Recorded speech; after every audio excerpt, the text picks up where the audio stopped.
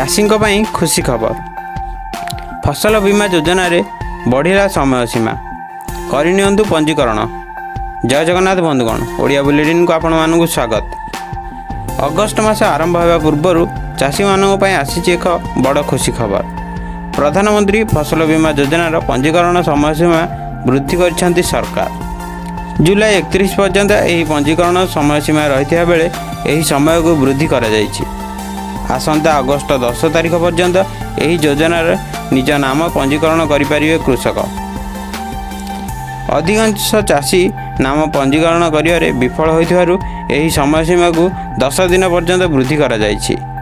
वर्तमान पंजीकरण करिवार शेष तारीख होछि अगस्ट 10 तारिख। जो माने पंजीकरण करनाहांती जल्दी पंजीकरण करनियंतु। आउ 10 दिन अवधि वृद्धि होइछि। जदि वीडियोटी भल लगी थाए एमती आम सह जोड़ी रहा चैनल को सब्सक्राइब करनियंतु, वीडियो गोटे लाइक करनियंतु। जय जगन्नाथ।